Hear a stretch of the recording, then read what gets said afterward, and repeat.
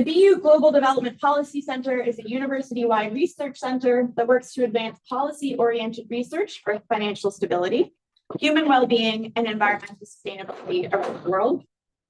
The BU Institute for Global Sustainability pioneers research to advance a sustainable and equitable future.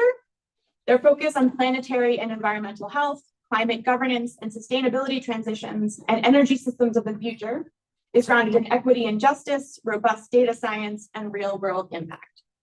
My name is Madison Condon. I'm an associate professor of law at Boston University, and my research focuses on climate risk and financial institutions broadly.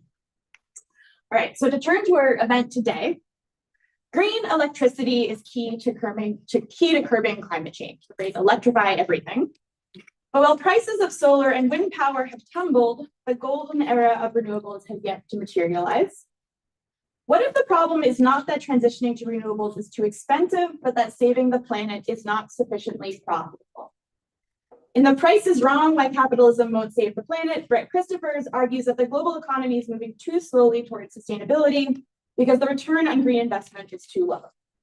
He makes the case that markets and the private sector cannot be expected to solve the climate crisis, while the profits that are their lifeblood remain unappetizing. But there is an alternative to providing surrogate green profits through subsidies, he writes, take energy out of the private sector's hands. So Brett Christophers, our guest today, is a professor of human geography at the Institute for Housing and Urban Research at Uppsala University. His research is in economic and urban geography and political economy. His other recent books include Rentier Capitalism, Who Owns the Economy and Who Pays for It, and Our Lives in Their Portfolios, Why Asset Managers Own the World, both published by Bertha. So just a few logistics for today. Before opening the discussion, I want to mention that this event is hybrid, so we also have an audience on Zoom. The webinar is also being live streamed on YouTube, so a recording is immediately accessible. For our virtual audience, please use the Q&A box located in your Zoom menu to ask questions and give your name and affiliation. We will take your questions after our initial discussion, but feel free to enter your questions at any time. We're going to have Brett first do an introduction of the book, and then move into a guided discussion before opening up the Q&A. So Brett, without further ado, take it away. What is your book about? Thanks, Madison. Thanks for having me here. It's really nice to be here. There's quite a few familiar faces in the audience, but also lots of new ones as well. It's really nice to be here. So I was told to speak for like 10 minutes. So I'm going to try in 10 minutes to do the best I can to, I guess, get across the main arguments, the main points about the book. I had kind of 5 or 6 things that I want to say, some of which I think represent observations that won't prove particularly controversial, and others of which are, I guess, more in the realm of kind of thesis and argument rather than just simple observation. But I'll see how I get on in the 10 minutes that I have. So the starting point is to say, as Madison mentioned, that the book is basically a book about electricity. So the first thing and it's a book about the decarbonisation of electricity generation globally. So it attempts to tell a story globally. It doesn't focus on a particular part of the world. It doesn't focus on the US or on Europe or anyone else. It tries to tell a global story. So the first thing to say is, why talk about electricity? And again, to some people this is going to be completely obvious, but for others it might not be. So it's worth just spelling it out. So if we're thinking about anthropogenic greenhouse gas emissions, something like 75% of that is carbon dioxide. If we focus on just that carbon dioxide, something like 75% of that is through the burning of fossil fuels. And then if we focus on the combustion of fossil fuels, the biggest single source of emissions is electricity generated. So it's at the heart of the problem as it's currently constituted. But even in a way, even more important than that, is that it's going to get even more important for the, again, relatively obvious reason that the main way in which the world is going about trying to decarbonize other parts of the economy, like not least transportation, but not only transportation, is through electrification. The idea being you electrify as much as you possibly can, and then you generate that electricity without burning fossil fuels. So electricity is kind of both. It's kind of both the problem and perceived to be at least the solution as well. So electricity is very, very important. It's not the totality of the problem, it's a significant part of it. So that's the first thing to say. Second thing to say is to say a little bit about kind of how we are presently doing globally. And one of the things I like to say about this is I tend to think of this very much as like if you're a glass half empty or a glass half full person. If you're a glass half full person, you tend to look at the charts that are relatively accessible out there in the world today, which show rapidly increasing rates of growth, both in terms of the amount of investment that's going into renewables, but also the amount of electricity that's being generated from renewables. And you think, well, we're doing really well because it's increasing really rapidly. But if you're a glass half empty person, you say, well, yes, you could argue that we're doing well on renewables, but year on year, we're also still generating more and more electricity through burning fossil fuels. So the emissions associated with electricity generation are still going up. And electricity decarbonisation is like the one thing we know how to do, and we're still basically failing on that. And so just last week, the International Energy Agency released its latest World Energy Outlook. And as it pointed out, the rates of growth in renewables, which lots of people say, we're doing fantastically, are still far short of what they need to be everywhere in the world to have any chance of reaching net zero by 2050. And of course, that's net zero by 2050, which of course assumes a certain level of progress in terms of things like carbon capture and storage and direct air capture. So if it was in terms of actual zero by 2050, we'll be even further behind the curve than we currently are. So I think there's no legitimate grounds in which you can say that we're currently succeeding on electricity decarbonisation. So that's the second thing I wanted to say. Third thing to say is to say a wee bit, because it's important in explaining what the book is about and why the book is about this. The third thing to say is two things about the way in which the world is currently, at least, going about electricity decarbonisation. I think there are two main things we can say there. So the first of those is to say that, for the most part, we are betting the house on solar and wind. So that's not to say that nuclear in certain countries and hydro, and even in some countries geothermal, doesn't represent an important part of the supply mix. And it's not to say that there hasn't been a certain renaissance in nuclear in certain countries over the last couple of years. All of those things are true, but no significant energy forecasters are really expecting, say, nuclear to play a kind of leading role in electricity decarbonisation globally. No one's expecting it to go from where it is now, which is around about 9 to 10% of global electricity generation. Nobody's expecting it to go to higher than it was at its peak in the mid-1990s, which was about 15%. Maybe it'll get up back up to 13%.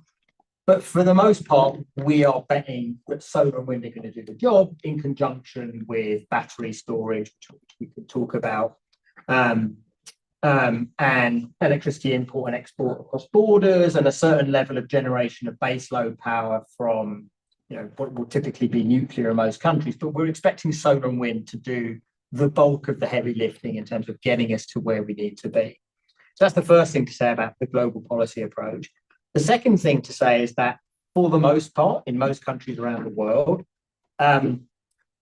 governments are expecting the private sector to do the job. Now, what that doesn't mean is that governments won't do anything. So governments, of course, they design and they regulate electricity markets. Governments provide all manner of different support and subsidy mechanisms and various types of incentives to try to nudge the private sector in the right direction if it's believed to be the case that the private sector is not doing this at the necessary pace and in the necessary ways. The Inflation Reduction Act in the US context is obviously a very good example of that. But for the most part, and of course there are significant exceptions, of which China, I think, represents definitely one, for the most part, what governments are not doing is saying we're going to do this ourselves. We're not going to take this on the public balance sheet. We're not going to develop the wind and solar farms and own and operate them and sell the electricity ourselves.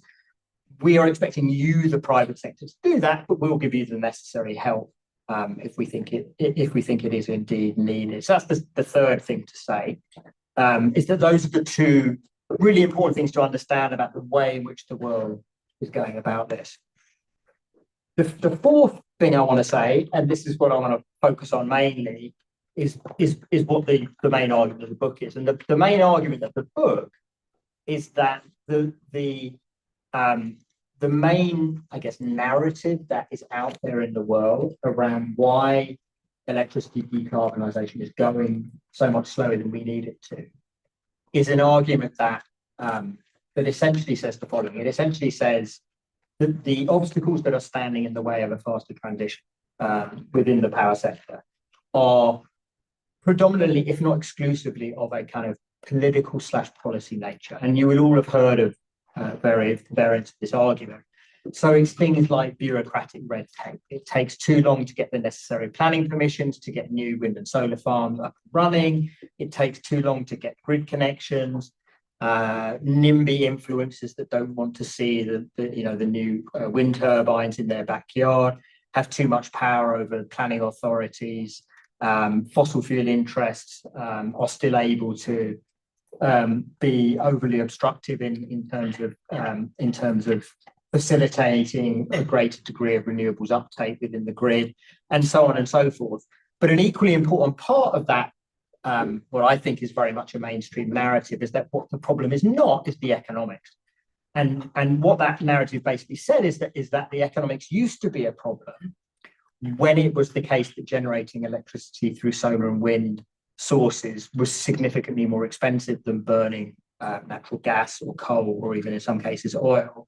But that because the prices of generating electricity from solar and wind resources has come down so far and so fast, largely thanks to China, in the past 10 to 15 years, that by around the mid-2010s, we had reached the point where it was, in most parts of the world, as cheap, if not cheaper, to generate electricity through solar and wind than through burning natural gas or coal.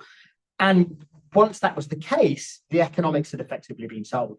And thus, because the economics had effectively been sold, it could only be the case that the remaining obstacles that are standing in the way are of a political / policy nature. And the basic argument that the book makes, and I think it's actually quite a straightforward argument, even if there's a kind of a reasonable amount of technical analysis and getting into the weeds of how electricity markets work and energy finance works. But the basic argument is a straightforward one, hopefully not a simplistic one, but it's a straightforward one, which is basically that argument is wrong, and that in fact there are remaining very, very significant obstacles to a faster transition towards renewables, and the problem of looking at this through, I guess, what you might call a kind of a cost or price focused lens is that actually the much more meaningful and instructive lens to look at this through is the lens of profitability. And once you look through the lens of profitability, what you actually find is that the business of renewables deployment, and I emphasize the word deployment. So what I'm not talking about is the manufacturing business. I'm not talking about manufacturing the solar cells and the modules and the turbines. I'm talking about deployment, by which I mean developing the solar and wind farms, owning and operating them over the course of the life of the equipment, that typically will last for 25 to 30 years, and then selling the electricity that they generate. That business faces some pretty significant challenges in terms of profitability, which I'll spend a couple of minutes talking about. To put it in very kind of layman simplistic terms, it's not a particularly attractive business in profitability terms. And of course, just going back to something I said earlier, that's a problem insofar as we are relying on the private sector to do this. And the private sector, of course, being nothing if not driven predominantly, if not exclusively, by profit motivations. Okay, I've got enough time, so I'll get into a bit more detail on profitability argument, but I'm happy to come back to it in more detail later. There are basically two parts to that argument, which are they're connected, but I think they're important to think about separately because they have different implications. So the first of them is essentially an argument about the volatility of the profitability. So the renewables business is a business that is incredibly volatile in terms of pricing, revenues, and profitability. And that volatility raises very, very significant obstacles in terms of getting renewables projects off the ground, specifically in terms of difficulties of raising finance. So that volatility of profitability has a kind of chilling effect on the ability to raise finance, particularly debt finance, for renewables projects, which rely almost exclusively on debt financing. And that is a problem that is very, very specific to renewables, which does not exist to anything like the same extent when you're talking about conventional power plants. And I'm happy to talk about why that is, if that comes up in question and answers. So that volatility is a really significant problem, which means that in many of the cases when potential renewables projects do not get off the ground, it's because they fall down at the financing stage. And unless there are extrinsic mechanisms available to stabilize power prices long term, by which I mean a way in which the renewables developer has a kind of guarantee that they can sell their power at a particular price for the next kind of 12 to 15 years, it becomes very, very difficult, if not impossible, to raise the financing for new renewables projects. So that's the first one, is an argument about the volatility of profitability. The second one, which is in a way more obvious, is an argument about the level of profitability. And there, the argument is simply that, of course, profitability varies hugely across time and space, but most studies suggest that that business of renewables deployment, you're typically looking at returns in the range of, say, 5 to 7, 5 to 8%, in terms of an internal rate of return. And of course, that, first of all, that looked better when interest rates were zero than it has done in the last couple of years, when interest rates are significantly more than that. So to put it in very kind of bald terms, why would you go to the effort of developing a new wind or solar farm and all the risk and hassle that entails to generate returns of 5 to 6% if you can get 5 to 6% leaving your money in the bank or putting it in treasuries or other risk-free financial securities? You probably wouldn't do that. And then the second comparator that I think is always worth raising is the comparison with the level of returns available in the business that a lot of policymakers are hoping companies would transition away from, which is obviously the fossil fuel business. So if you are used, as the big Western oil and gas companies have been for at least the last 10 years, to returns in your traditional upstream business of 15% plus, why would you willingly transition to a business where the returns are at most half that level and actually in most cases substantially less than half that level? Of course, on purely kind of rational economic terms, you wouldn't make that transition. So it's actually completely understandable that the big Western oil and gas companies continue to thumb their noses at the renewables business, because it's much less profitable. There are all sorts of reasons why, and I'm happy to get into that. But as a purely rational economic decision, it makes sense that they're doing that if, and this is the kind of crucial caveat, for as long as they continue to believe that those above average returns in their existing business will continue to be available. And I think that, that's the key thing. I think, I'm happy to talk about this later. I think there was a moment 5 years or so ago when the European majors, at least, kind of thought there was the risk that policymakers were serious about taking action that would strand their assets, if not in the next 10 years, then maybe in the next 20 years. But does anyone talk about stranded assets anymore? I don't hear anyone talking about stranded assets anymore, because I think everything that's happened in the last 5 years has shown that policymakers around the world aren't remotely serious about stranding fossil fuel assets within the medium, let alone short term. They've been showering new development licenses like confetti. Ever since the IEA said in 2021 that no new licenses should actually be granted henceforth at all. So I think that that level of that question of kind of relative profitability is a key one. So that's a question about the level of profitability. And again, I'm happy to answer more questions about that, partly because it can seem counterintuitive, by which I mean, given that the cost of the technologies have come down in solar and wind, how can it be that the profits haven't gone up? And there are some very good arguments as to why that's the case, and I'm happy to talk about that, but I'm not going to do so now.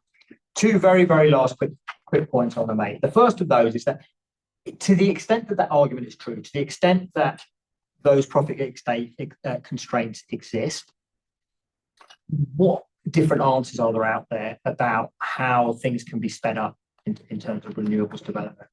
And I think there are 3 or 4 kind of main arguments out there, and not surprisingly, they are arguments you tend to hear from different constituencies. So the argument you will typically hear from, I guess, what you would call so I guess energy economists who are trained in the mainstream of economics, their argument will typically be that the problem is that not that we're relying on the private sector and markets to do this, the problem is that we haven't got the market designed right.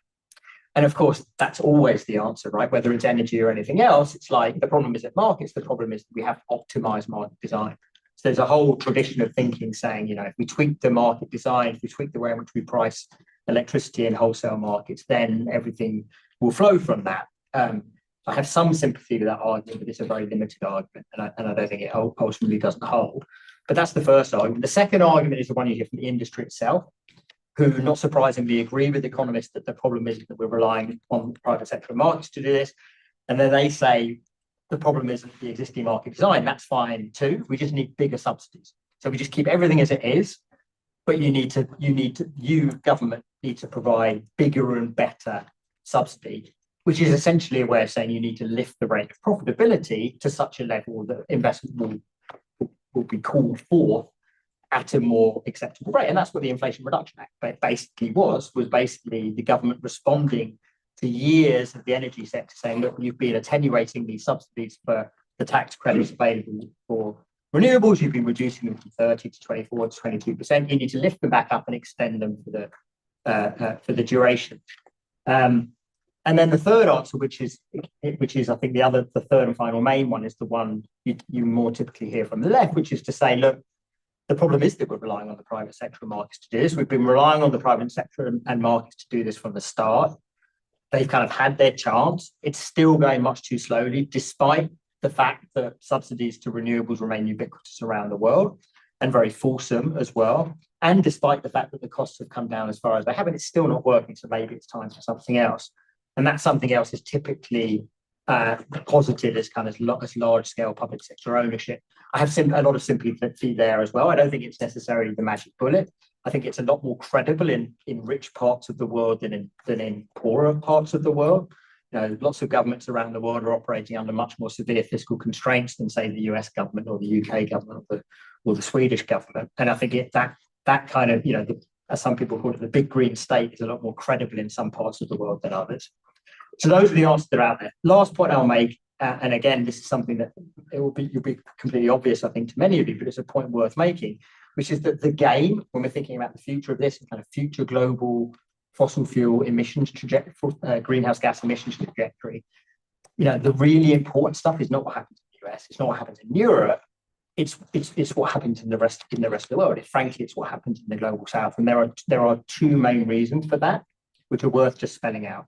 The first of those is that, on average, the power sectors of countries in the global south are typically substantively more fossil fuel intensive today than the power sectors of the global north, for very, very completely understandable historical, economic, and political reasons. But that's a fact. That they are substantively more fossil fuel intensive.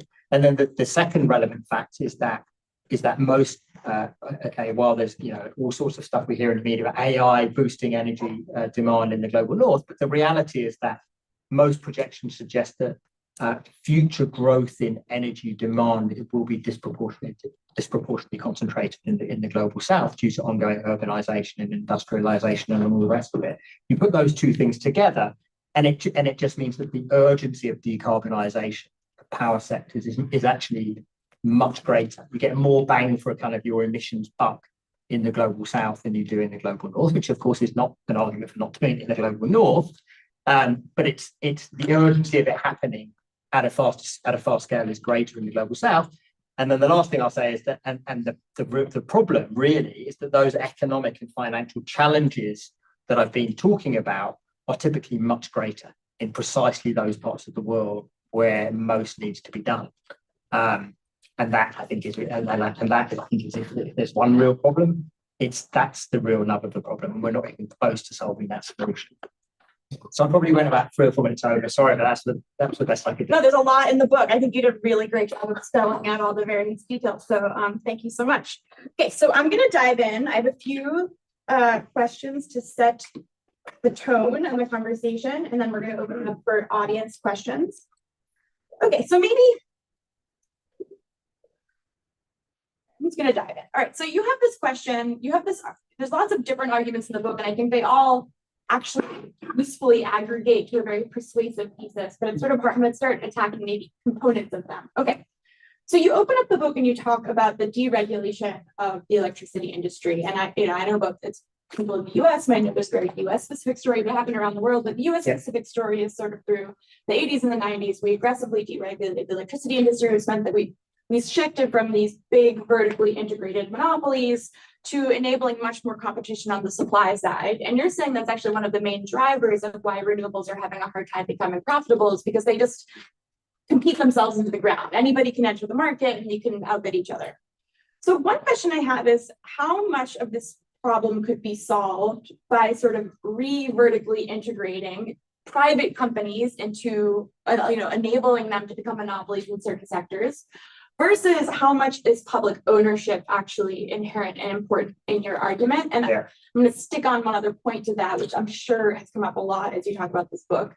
The track record of US publicly owned utilities and decarbonization in America is not a great one. No. So it's not like immediately like, oh yeah, the government utilities will decarbonize. So yeah. Yeah, no, it's a really good question. And just to add, just in terms of just adding one thing to that, which Matt has said about the US concept, the US is really interesting for this in the sense that it kind of has both systems still. So like by population, I think about 2/3 of the US is deregulated in terms of its electricity sector.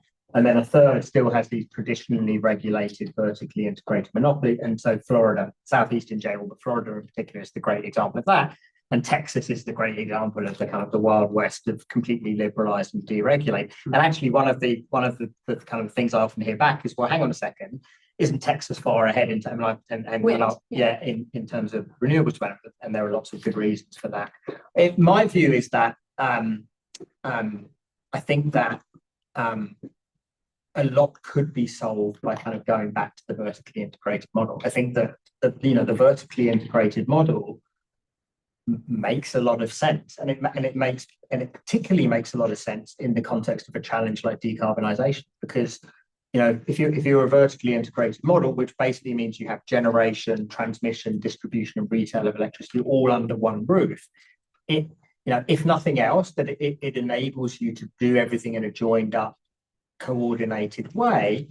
Whereas if you have the type of deregulated system where generation is split off from transmission, which is separated from distribution, separated from retail, and then within each of those areas you have hundreds, potentially thousands of different entities acting there, you're classically relying upon for something, a challenge like decarbonisation, you're relying upon the kind of autonomous actions of a dispersed number of agents acting up to something which vertical integration just solves that problem for recording, whether it's a public or private entity. That's the first thing to say. Is that I think that in theory vertical integration is a better solution, and of course ironically we have been and still are globally gravitating away from what I personally believe to be a better model. So that's the first thing to say. Second thing to say is that I don't think there's any necessity that a publicly owned utility, whatever you want to call it, an entity, a vertically integrated entity, would necessarily be better, whether that's vis-a-vis decarbonisation or anything else, than a privately owned one. Because and actually, when I think about this question, I often go back to the work I did earlier on public versus private land ownership. And when I was doing that work, I was really influenced by the work of a late geographer who many people in the room would have heard of, called Doreen Massey, who did this great work on public land ownership in the late 1970s.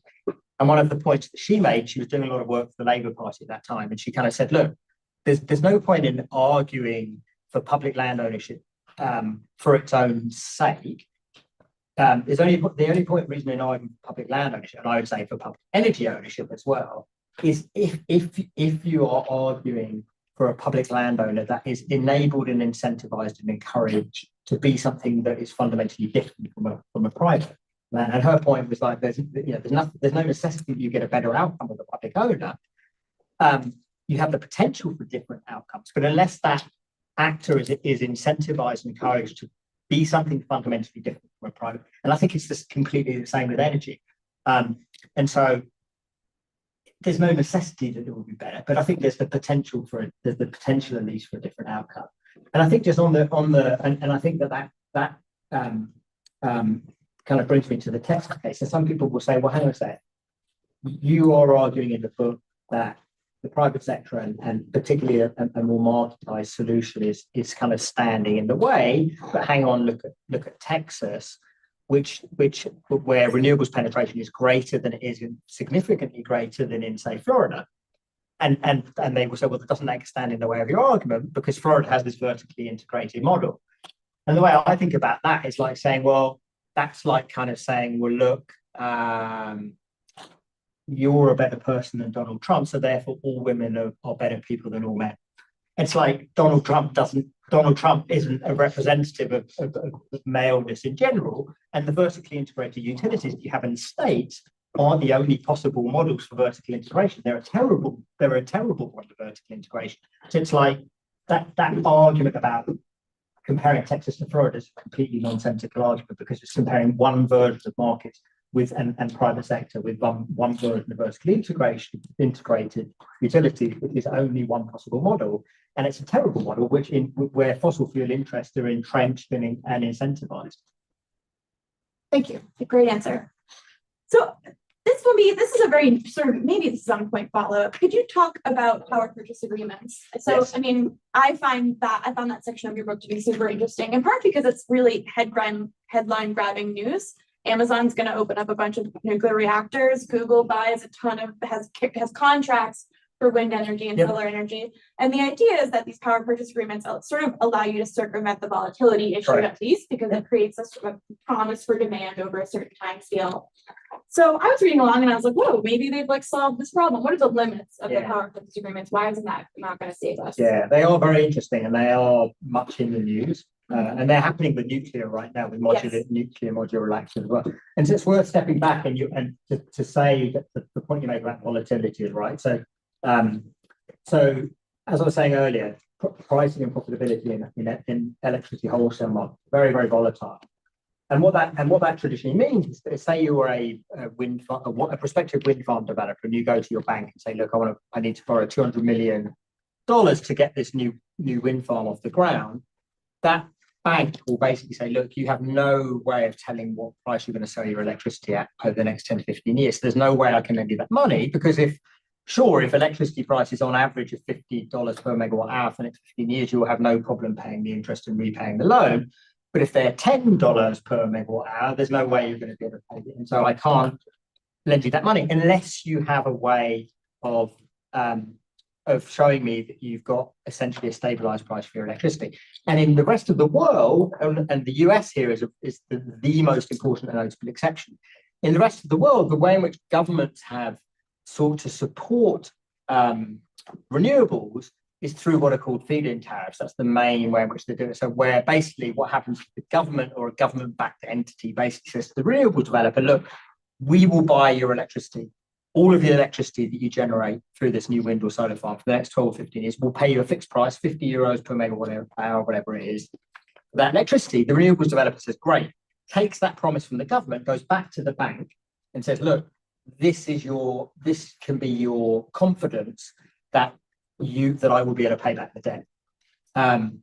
And what power purchase agreements do is essentially the same thing, where the Amazon or the Microsoft or the Google is essentially doing what the government is doing instead. So Amazon will say, look, if you develop this new wind farm here, Amazon will buy all the power that your new wind farm produces to power my new AI data centers for the next 15 years.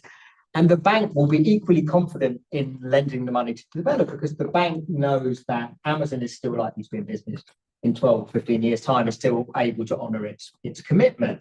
Now, so so lots of people in the energy world and in the finance world have said, great, power purchase agreements are the answer. Governments can actually remove all their subsidies, because Amazon and Google and Microsoft are going to kind of do the job instead. They're going to be able to provide the long-term price stability guarantee that is required to get renewables projects off the ground. So governments don't have to provide the feed-in tariffs after all. Nice in theory, but in practice, there are at least two significant obstacles there, and to which I think you were kind of pushing me to answer.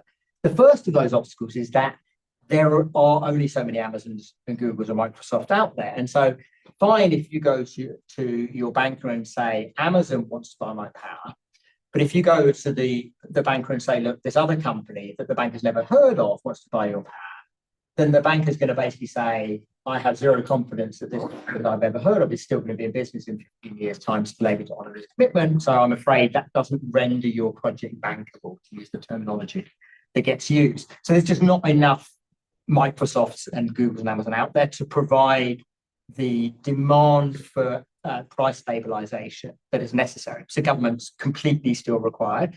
That's the first of them. The second of them flows from that, which is that because there are only so many Amazons and Googles and Microsoft and Apples out there, it's a completely lopsided market.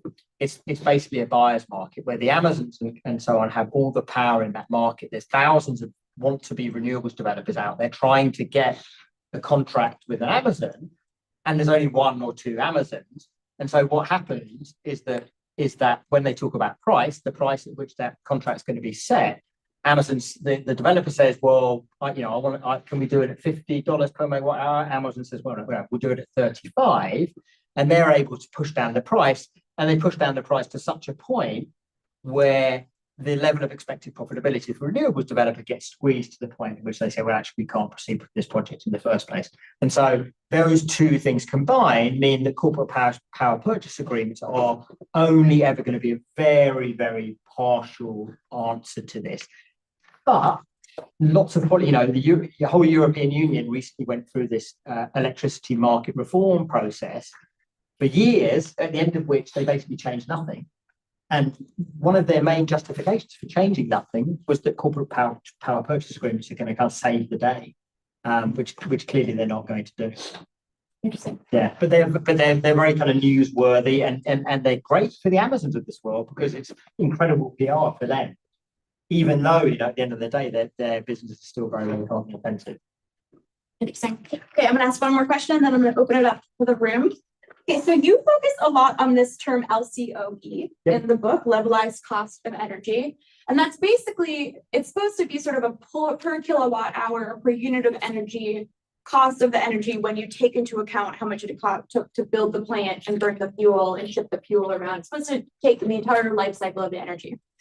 And your argument is that for renewables, often the LCOE that is quoted neglects a very important category of costs, which is the transmission that needs to be built to take the remote solar farm to the place where the power actually needs to be used, which is different than just building the coal plant near where the power needs to be used. So I think one sort of obvious, you're going to know this, one obvious retort to that argument is that fossils also have a whole set of costs that are excluded from their LCOEs, and you might even call them just externalities. One of the most obvious being that fossil fuels cause climate change.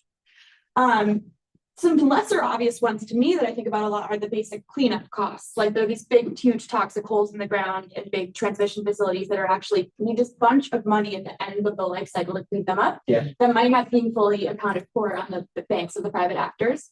So that leads me to this question of you have this very bold title, why capitalism won't save the planet. How much does this argument that it's actually the capitalist system, were we actually able to internalize these externalities, were we actually able to have a price in carbon, would make everything liquidly split solve itself? Or how much is this actually really an attack on capitalism itself? There's lots of different things to say to that question. Partly just simply about the title. It's not a subtitle I'm particularly happy with. But then, but also then when I think about the alternative, with technical subtitle about ways of thinking about electricity and energy finance was but that's going to put off another crowd in the same way that this will put off a certain audience as well. I think that. So I think that if we were able to fully price the costs of fossil fuels, that would clearly take us a lot further than we currently are. I have no doubt about that. I think that and of course the reason that isn't happening and the reason that it won't happen basically comes down to the politics, right? Which is that we, by which I mean we as societies, particularly in the global north, live what are frankly incredibly carbon intensive lifestyles. And so if you start producing a proper carbon price, a proper carbon tax, then the inflationary impact of that in terms of consumer prices is just the one that wouldn't be politically tolerable. I think it's interesting. I think the UK is an interesting case here. So one of the, as many people in the room will know, the UK has now finally phased out coal-fired power generation, and actually one of the reasons for that was that unlike almost all other countries, the UK actually has had a carbon tax specifically for coal-fired power, and it's made a definite difference. And so, when it comes to carbon taxes, I'm neither like someone who thinks they're the complete answer or not the answer at all. But I think that certain carbon taxes that get introduced in selective ways, particularly in ways that are not kind of economically regressive, are definitely definitely can and should be part of the answer. But they tend to be thought about in relatively kind of blunt and generalized ways, which I don't think are relevant. And the bottom line is that we need, actually, frankly, we need inflation in the cost of our daily lives. But obviously that would need to be engineered in a way that was politically progressive rather than politically regressive, which is very, very hard. Right. Sure. Yeah. I mean, I don't know if that answered your question. No, yes. I mean, it was a hard question, but defend capitalism, yeah or nay. I mean, the only other thing I would say, which is that, and I think this is an important point, which is that one thing I learned about dealing with all the work on electricity is that it's almost nonsensical to think about kind of electricity and electricity markets as kind of capitalist, because they are nothing if not regulatory construction. Right? They are like, I cannot think of any other commodity where like the markets through which that commodity is bought. So, and in fact, the way in which the commodity is created as a commodity in itself, it's just they are regulatory thickets. So the idea that they're even what we think of as kind of in kind of layman terms as markets is just that it's not. They're political creations from beginning to end, and therefore to think about them to think of capitalism as some kind of obstacle or solution there is actually in a way completely misguided anyway, because everything about price and profit in electricity is completely political. Awesome.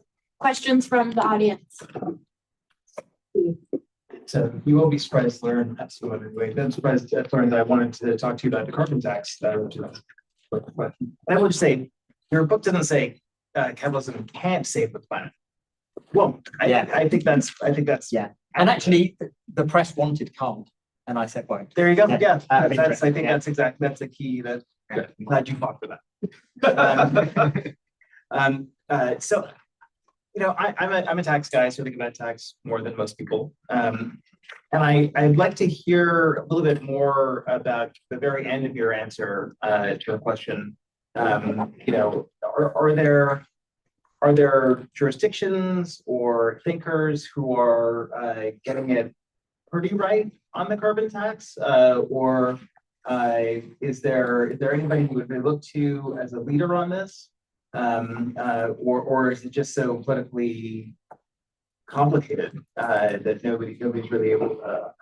Yeah, I mean, I honestly don't have a good answer to that. I mean, I think on the jurisdiction question, as I said, I think that the UK was actually, it's not normally that I big up the UK, but I think on that particular carbon tax that they have and still have it basically worked for helping phase out coal-fired power generation, because it was used in a very targeted way, and it was only for conventional fossil fuel plants. In terms of you said you were a tax guy. I'm not a tax guy, so I just haven't been following those debates closely enough. I mean, I know that there are more and more people on the kind of progressive economic side that are now tackling these questions, I certainly haven't come across anything that I find particularly compelling yet. Terrible answer to the question. Yes, I think. Other questions? Yeah. So, Brett, let me ask you a question about electricity grids. Yes. And kind of centralization. Yeah. So on the one hand, one of the precedents for deregulating all of this was from the kind of neoliberal ground. But kind of after Langston Winter, there's a whole kind of decentralized, we could have electricity that wasn't a grid with a center and periphery. And if the game is all to be played in low and middle income countries, which don't have a grid to begin with. Yeah. So you don't have the same incumbents. Yeah. And indeed, where you do have kind of maybe a sort of centralized system with clients politics is not an attractive answer.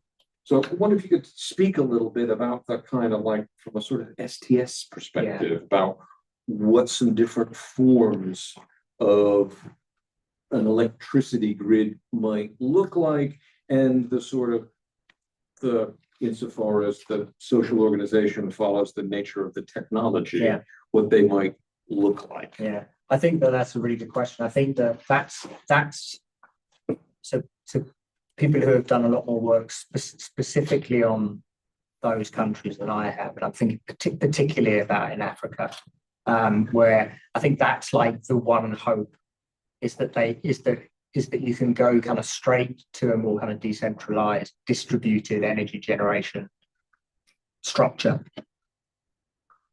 in those parts of the world in a way that is much more challenging in other parts of the world. Because if you have a grid, of course, the more the people in the room that don't know this stuff, but one of the great challenges of sort of more rooftop solar, more community level wind solar generation is that you have this problem of grid defection, right? Which is that if people are able to generate their own electricity and eventually go off grid, then the grid, which is nothing if not kind of a classic socialistic resource, the costs of that have to be kind of amortized across a dwindling population, which is incredibly problematic.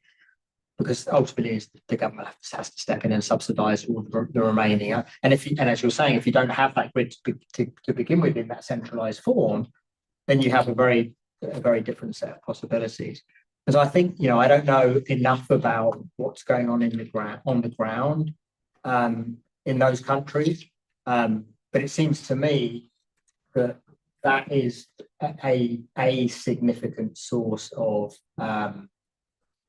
potential there, because the ability to kind of decarbonize, well, first of all, you're in a way it's not even energy transition, it's energy access rather than energy transition to begin with. And then second of all, you don't have that kind of sunk cost that you have to deal with in both the kind of economic sunk cost and a physically sunk cost that you do in other parts of the world. So I think that's a big hope. And so that's one of the things that people hold out as a potentially kind of saving grace. And then the other one, of course, more globally is battery storage, is that people will say, that problem of volatility that I talked about potentially can get solved through storage solutions, both short term, but particularly once we get more longer duration energy storage solutions. Then that can potentially, and I'm not convinced of that argument, but I think there's some credibility to that argument. But those are the two things that people typically point to. Yeah. Thank you. This was very interesting. I had a lot to learn here. One thing which I could understand is that one of the biggest constraints here is financing, in terms of how private enterprises are somehow coming together but not able to find profitability here.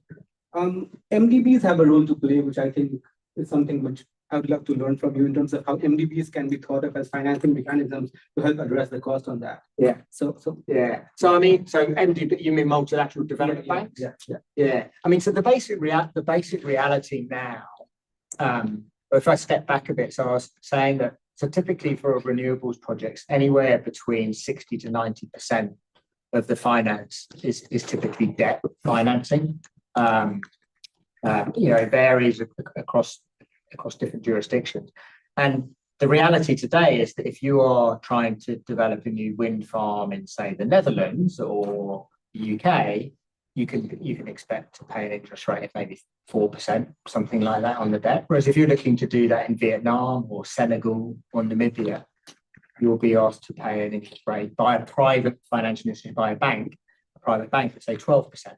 And of course, and the reason for that is risk perception. It's not necessarily because the risks for that lender are greater in those countries. They might be greater, but because the risk perception is greater, it's risk perception that is the basis for for financing costs. And of course, if you are looking at paying an interest rate of 12%, it's almost impossible that you can do the maths in such a way that mean that you're likely to make any money out of that project.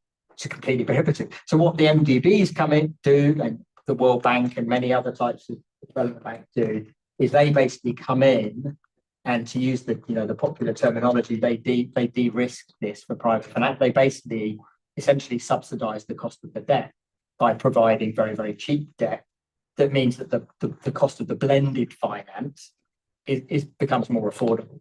And that's the basic way in which it works across much of the global south now for utility scale renewable development.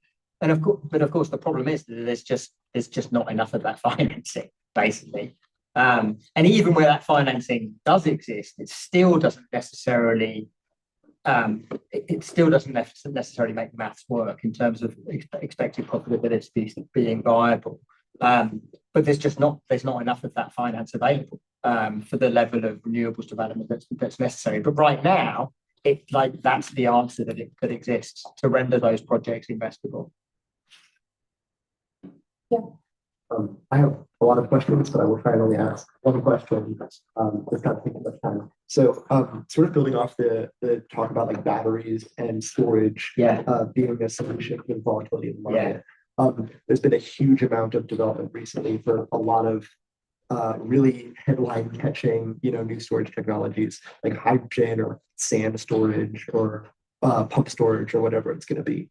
And one of the arguments that a lot of people have made against this is that, and there are multiple ways that this argument can be made, but basically it's that like the storage form there is not a dense enough form of storage. Like one of the benefits of petroleum and petroleum derivatives is that like, oh, you can just have a tiny ass tank in your car and then, power your whole vehicle off that, and you can refill it regularly. And we have a lot of infrastructure for that. But when it comes to like hydrogen conversion as a capacitive sort of system in the grid, and you make hydrogen when you're making too much power, and then you burn hydrogen when you don't have enough power, they're just saying that that's not like viable in like on a density scale in the same way that oil is viable. So I guess really the question that I want to ask is like your perspective on 2 or 3 things. Number one, is the density really as important? Like, is energy density really as important as people say it is? Or if you have a more decentralized grid, does that sort of fall apart as an argument? Secondly, on the issue of like energy trade, does that factor in with storage methods as well? Like trading batteries is probably not going to be very effective, at least for a little bit, but trading hydrogen might be. And then sort of the third question there is like, how does that factor into like the global south? Because there is a thing to be said about like, like we don't do a lot of coal mining in the north anymore, but they're still mining coal in the DRC. We don't do a lot of fracking. Well, actually, we do a lot of fracking in the north. So they also do a lot of fracking in Africa. And like, people make this argument, oh, like it's good for their development because they have this natural resource that they get to exploit, and then we get to give them money and we get the natural resources that we need. But it's also not good for the development because they're building this infrastructure for carbon fuel when they could be building it for a different fuel. So what are your opinions on that? I mean, I don't have a view on the density question at all. I just don't know. I mean, I think my view on the storage question more broadly, and I say this in relation to both the second and particularly the second part of your question, but also the third, is that I honestly think it's much too early to know how significant a role storage is going to play. Not just in technical terms, but particularly in economic terms, which are the terms that I'm more interested in. Like, I think that, I mean, it's clearly the case that pretty much every new solar or wind project that gets developed in the US now has an integrated battery facility attached to it. But in terms of the the extent to which storage is playing a substantive role in shaping market dynamics, I think is still fairly limited. And so that on the one hand, there is an argument that it will substantively mitigate that volatility. But I think there's at least two reasons to think that won't necessarily be the case. So one of those is that at the same time there will be a series of other kind of parallel, what you might call counter tendencies that are liable to increase price volatility, even as storage has a kind of dampening effect on volatility. So, for example, the retirement of coal-fired power plant is likely to that's liable to actually increase volatility at the same time. And then I think the second one, which I think is the more interesting one, which is that the business model for storage is precisely volatility. So you need that volatility in order to justify the investment in storage in the first place. So actually, to the extent that storage development contributes to dampening that volatility, it undermines the necessary economic conditions for further investment in storage. Yeah. It's another form of kind of cannibalization. Yeah. And I think that's a significant problem as well. Yeah. Thank you. Didn't really answer your question. There's stuff to think. No, I think you did. So unfortunately, we're out of time. A sincere thank you to Brett Thank you. for sharing his thoughts with us today, and to everyone who joined us both in the room and online. The talk has been recorded on YouTube, and a link will be shared following the event. A quick announcement: the final event in the fall 2024 Global Economic Governance Book Talk Series will take place on Thursday, November 7th at 10 a.m. This will feature Jan Pablo Bohuslavsky and his recent book, Feminism and Public Debt, A Human Rights Approach. You can learn more and register at bu.edu/GDP. To receive updates for those events and more work from the GDP Center, you can subscribe to the Global Economic Governance Initiative newsletter, a link to which can be found in your Zoom chat if you scan the QR codes on the tables.